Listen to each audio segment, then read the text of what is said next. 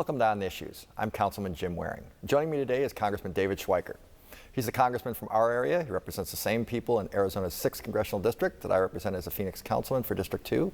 And David, welcome to the show. We've had John several times, and you're an old friend, and we really appreciate you being here. We always need to disclose that. We've known each other a long for time. Forever. Explain all the banter. But I will say, I went to a budget brief you did a couple weeks ago over in Scottsdale. It was really standing room only. It was pretty packed. So I thought it was appropriate to have you on to do the same presentation to, hopefully we'll get some people to be able to watch it. And I know you have a lot of slides and obviously an incredible depth of knowledge of the budget situation that the United States faces. And so just want to talk a little bit about where we're at and the slides people are going to see. I appreciate you also letting me use some of your community time to do this. Now, it's going to be a little, there's a lot of numbers we're going to throw out here, and we're going to bounce between some of the slides.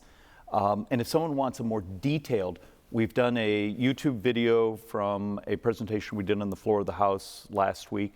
And this is actually something we've now been doing for the 4 years I've been in Congress. Actually all over the state, particularly, and also over our district and community, of having folks understand, why do we fight with each other in Congress?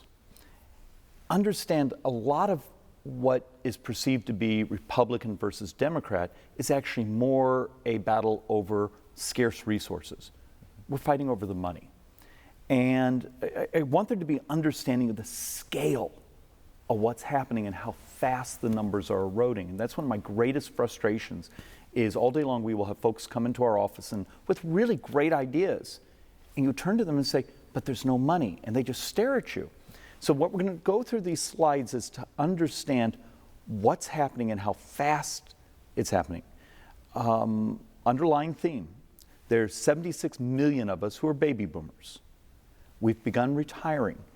And as we enter our rights, our benefits, we are consuming huge amounts of resources. And it's just math. And repeatedly when we do these presentations, we'll get someone that's angry because we told them the truth about the math. There are solutions, but the solutions require a calculator and require some hard work. So let's actually start. Could we start with that very first slide? Absolutely. Okay. When you look at this first slide, what you're going to see is this was the allocation of, shall we say, mandatory spending and discretionary spending when I was first elected, so 2010. And what's important about this is you see that blue area. The blue area, and you're going to hear this over and over as we have this discussion, is Medicare, Medicaid, Social Security, interest on the debt, veterans benefits, and the new health care law. I do not get to vote really on what's in the blue. It's mandatory spending. It's what we call a formula. You reach a certain age, you get a benefit. You fall below a certain income, you get a certain benefit. You serve in the armed forces, you get a certain benefit. These are what we call entitlements. They're mandatory spending. What you see in the red, that's what we get to vote on. That has all of defense in it, but health research, education, our parks. So as we start to go to the next slide, you're going to start to see what's happening. The previous slide was 2010, so this is 5 years later. And all of a sudden we go from 63% of our spending being in that blue area to now it's 69%. And what I get to vote on just got smaller and smaller. What's really scary is as we see the next slide, we're going to start to, and let's move one more on the slides. And all these slides will be on our website. How quickly in 4 budget years, so 4 years from now, it's 4.5 years, 4 budget years from now, 76% of all of our spending. It's shocking when you look at it like this. It really 76% of all of our spending will be Medicare, Medicaid, Social Security, interest on the debt, veterans benefits, and the new health care law. And within there are some of the other income assistance programs, anything that's mandatory, it's a formula driven.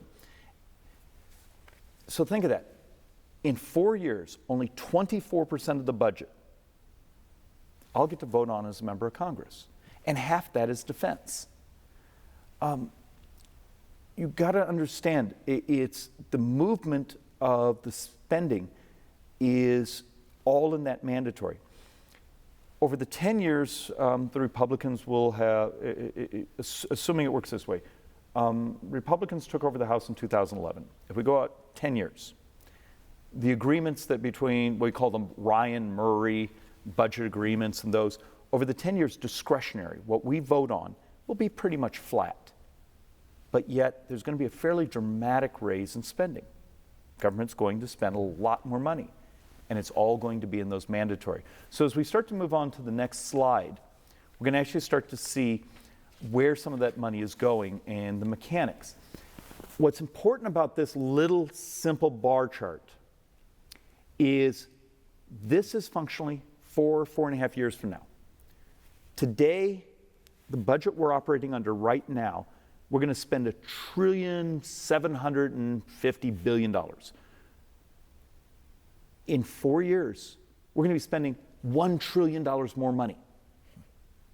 Over $1 trillion more money in 4 years, and almost every dime of that will be going into Medicare, Medicaid, Social Security, interest on the debt, veterans benefits, and the new health care law.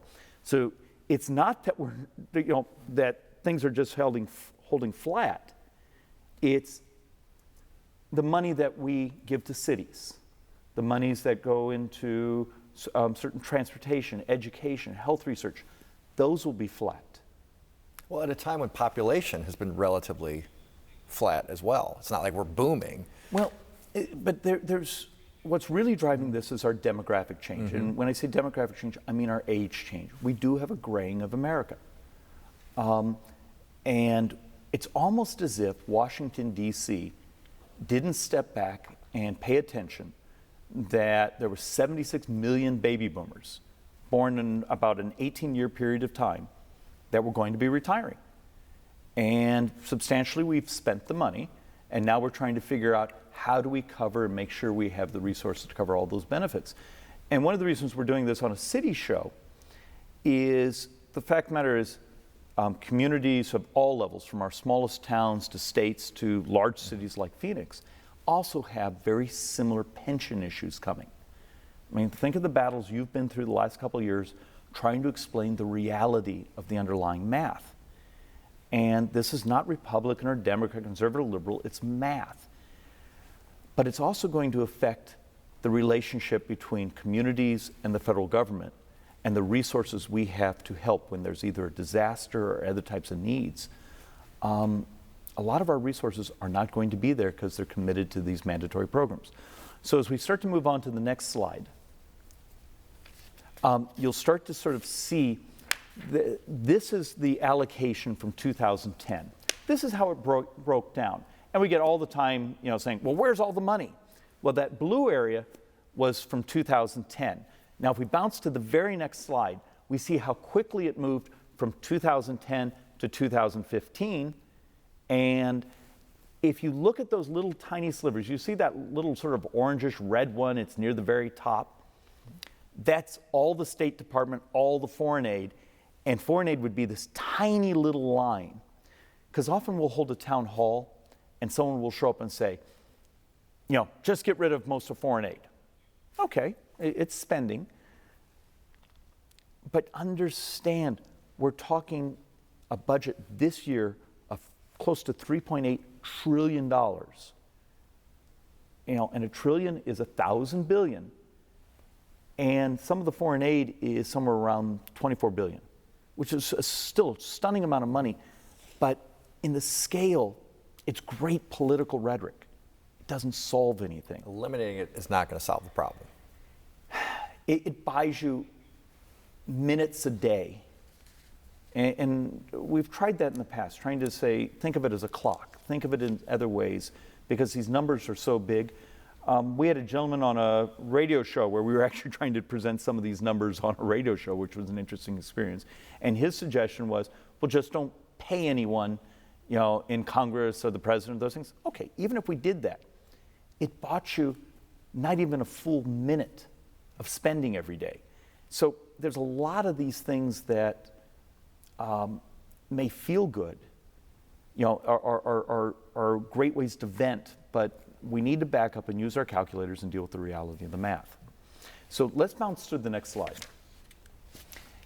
Reason we start to show this one, well, this one actually has a lot more details with it. It's just sort of to understand what's happening, where some of these monies are in the trust funds of Social Security, how we're expending, and where this one is particularly important is one of the trust funds is called Social Security Disability Benefits, SSDI.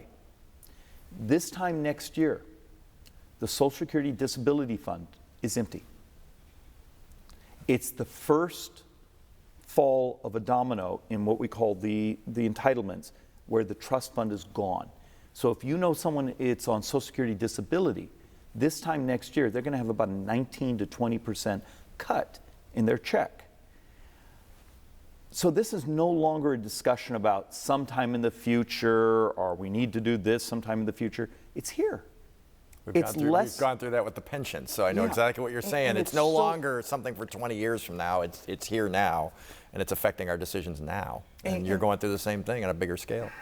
And one of the heartbreaks is you often have these honest discussions of the underlying math, and they make some people so angry you get unelected because they would rather not be told the truth than actually say, if we deal with it today, it's a lot less painful than if we deal with it a couple years from now. So if we will roll to one of the next slides and walk through some of the next bit of mechanics, you'll start to understand some of the other movement that's happening here. So what's important on this slide is this year. This is what's going on today. You see the green area? That's our revenues that are coming in. That purple on the top bar, that's what we're about to borrow. And that borrowing, as of last week, the White House has added another few billion. So now we think we're going to be borrowing about $580 some billion this year. And if GDP does not start to grow faster, we could borrow $600 billion shortfall in a year where we were predicting it could be as low as in the mid 300s. Why this is important is as we're fussing with each other in Congress, the drive to try to move rational regulations, rational tax code, things that will start to grow that economy. Because as you were looking on that last slide, you saw that purple area, and if you were to take that and have driven that down, you'll actually see that what we call discretionary, what we get to vote on, half of it is financed through borrowing. So either every dime of defense is financed through borrowing, or every dime of everything else other than entitlements and defense is financed through borrowing. So it gets worse every time I hear it. I hate to say it because I know you don't like the negative but part the reality of it is I'm also I'm more frustrated than I've ever been in my 4 years, but I'm also more optimistic that there is a path to fix this. But we'll often get phone calls when you're near the debt ceiling saying, just don't raise the debt ceiling. Okay, fine. What would you like me not to finance? The entire defense of the country or everything else? Other than, so you'd like me to pay for the entitlements because we still want our Social Security or Medicare, Medicaid, our other entitlements, these things. Okay, if we're going to pay for that, we only get to pay for either defense or everything else in discretionary, which is education, health research, the park service, everything else you can think of. And the scale of that starts to, shall we say, create a sanguine thought of this, the demographic problem of what's really going on in those entitlements. So as we roll into one of the next slides, you'll see a theme here, but I'm trying to help so you can see it in many different ways of what some of these numbers mean. This is how quickly it begins to erode. This is 9 years from now, which I know for some folks that's way off in the future, but 9 years, when you're doing 10-year budgets, isn't that far away? And do you see the purple area now? It's $1 trillion of borrowing every year, and it just gets bigger and bigger and bigger into the future. So 9 years from now, we move into $1 trillion deficits every single year. And very quickly, every dime in discretionary starts becoming borrowed money. Next slide. And look, I'm trying not to be depressing. I mean, this is just the math. It's a little depressing. I'm not going to lie to you, but let's skip this slide because there's other details.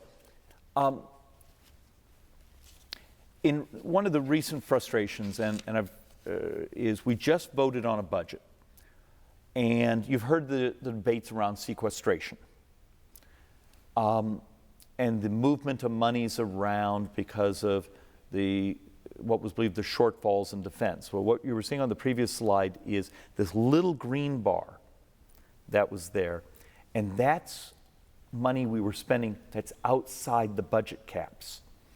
And you start to realize, for some of us, that's a great frustration.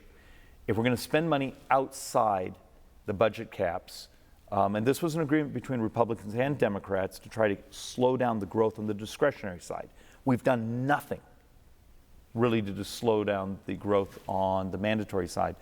And there was a given to a lot of the pressure saying, spend the money, but do not offset it. You know, if we need the additional spending in certain areas of defense to protect the country, to keep, us safe, we should be able to find offsets, or once again, we're promoting that curve. So let's move on to the next slide. And I know a lot of this is a lot of numbers very fast, but hopefully some of this will make more sense if you're willing to sit through this presentation now, go to our YouTube channel, our congressional website, and there's a lot more details and data there. So that next slide, please. This actually starts to give you a sense of just the differences on additional spending in this year's budget. Details of this are on our website. If someone really wants to dig into what's about to happen in next year's budget, this will give you some of those types of information. Let's bounce to the next one. Let's even skip this because that's actually tied to the previous slide.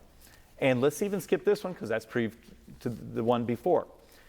What's interesting about this is we've been stunningly lucky the last couple of years from a government finance side, the artificially low interest rates. So is the city.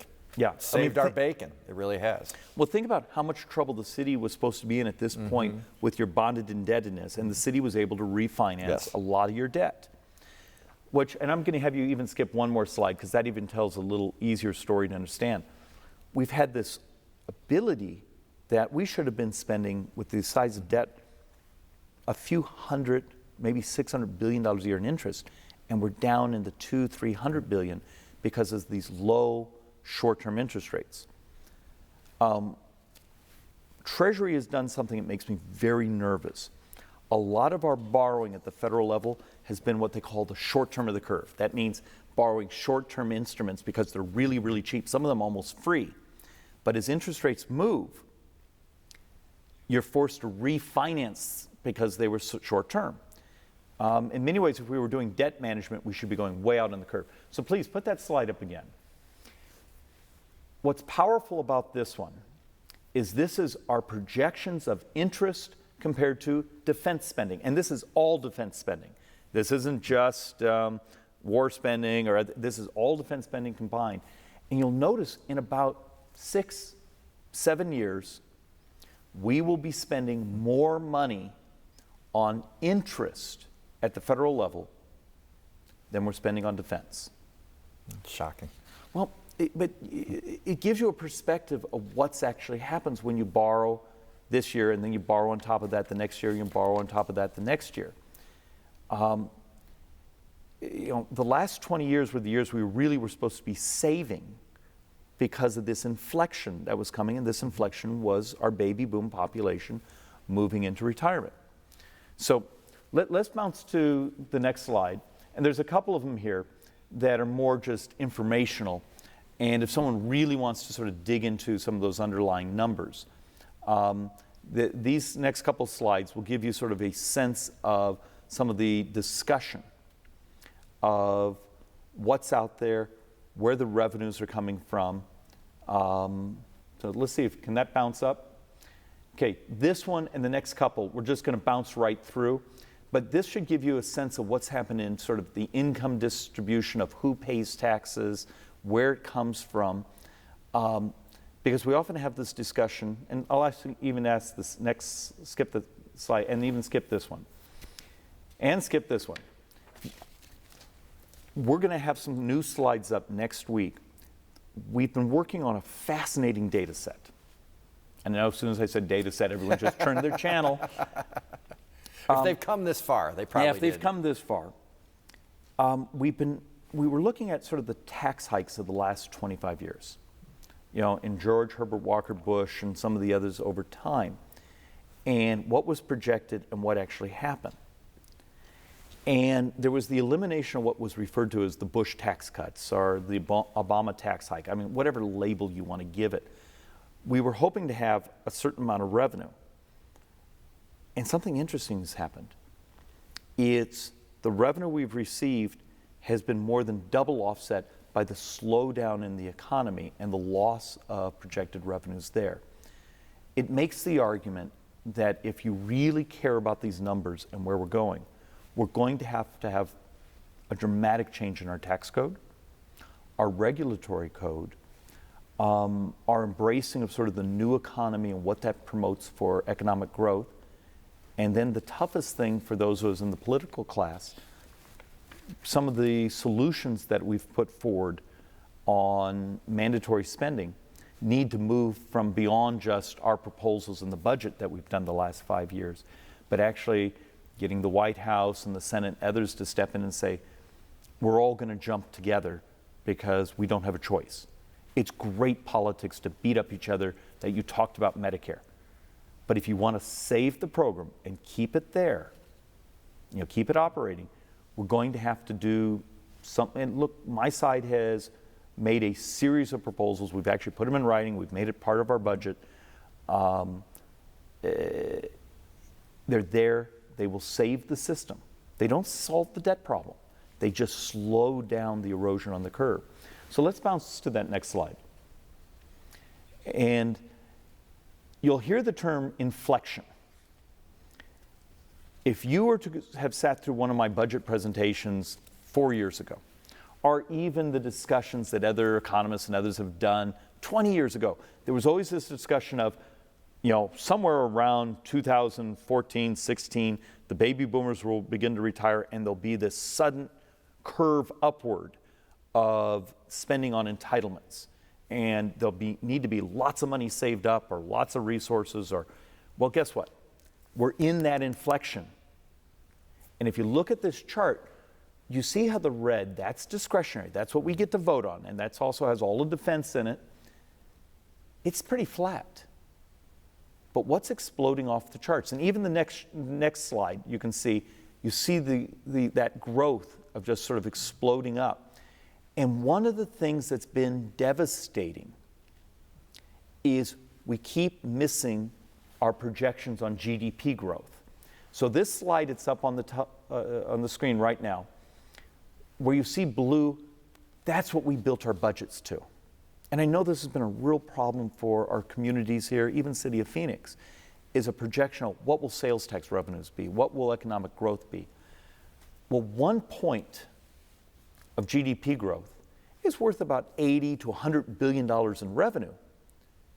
But what's so important about it is it builds off the next year, builds off the next year. And now that 2015 chart, that blue bar you see there, where we were hoping to get about 3.1% economic growth this year, the Atlanta Fed last week said this quarter we're in may be 0.7. Look, I'm still incredibly optimistic that the last 2 quarters of the year will be much healthier. But we're expecting revisions downward on the first quarter. We're almost flat for this quarter, 0.7.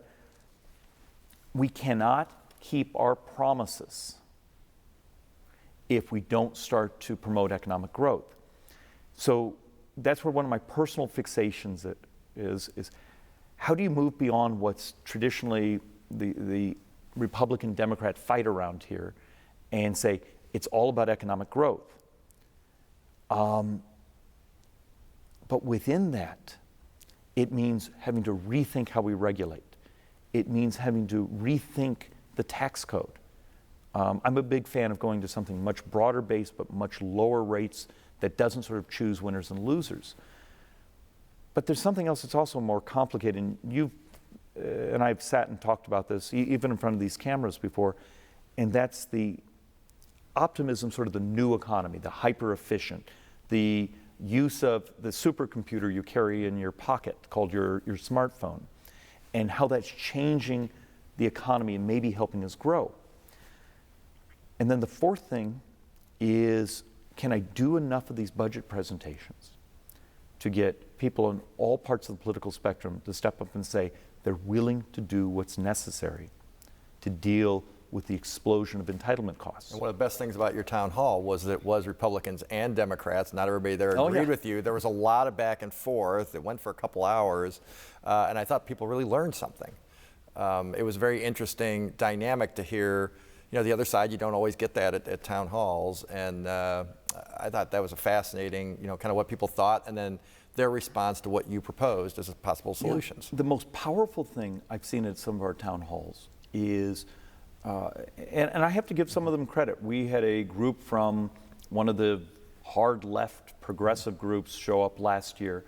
And the best part was you knew some of the Democrats. Oh by yeah, name. but we tried to treat everyone. No, and you did. It was fantastic. And we have a rule. It's meant to have a conversation, and they were very angry at me because I was showing the numbers. But God bless them. By the end of it, they said, "We still are very angry with you, but we believe you've told us the truth about the math." And they not only were still mad at me, but they were mad at many folks in their own party for not having the same discussion with them. So if you care about where we're going, if you care about just the economic stability in our future and our ability to grow, there's a plan out there. There's things we can do, and there's probably great ideas that I've never even heard of. But if you've ever known someone in a 12-step program, we actually have to deal with this first step in Washington, D.C., and that is admit we have a problem instead of pretending we don't. And it's hard to believe, looking at these numbers, that there are those who would dispute it. But I know, we've had that discussion before as well. Hopefully we're going to get there to the point where people can realize there's a problem and that they can move forward on ideas you put forth and others. And it is scary. I'll tell you, when you look at these numbers, you can't help. I know about the optimism, but it is hard not to look at those and just be aghast at where we're going. You have young kids. You love them. You have a moral obligation to do everything you can to hand them a community, a nation that's going to be healthier and better than the one you were handed. And that's an obligation, I believe, for all of us.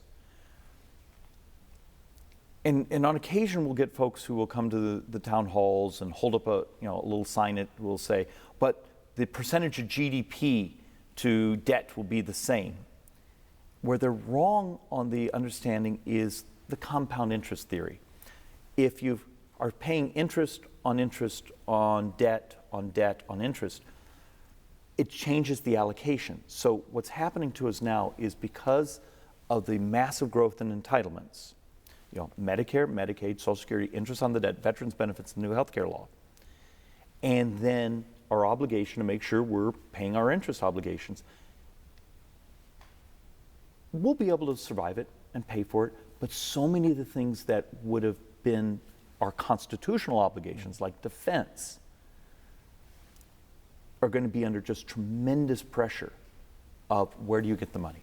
So this is what we're up against. This is the reality, and it's not just Washington, D.C., because it's going to have a cascade effect to our state, to our community, all around, for monies that move up and down, shall we say, through that governmental food chain.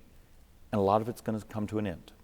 Well, I appreciate you taking the time to meet with us. And if you have any questions or comments, please call my office at 602-262-7445 or visit my website at phoenix.gov/District 2. And David, we really appreciate you being here. It was really fantastic. We look forward to seeing you next time on The Issues.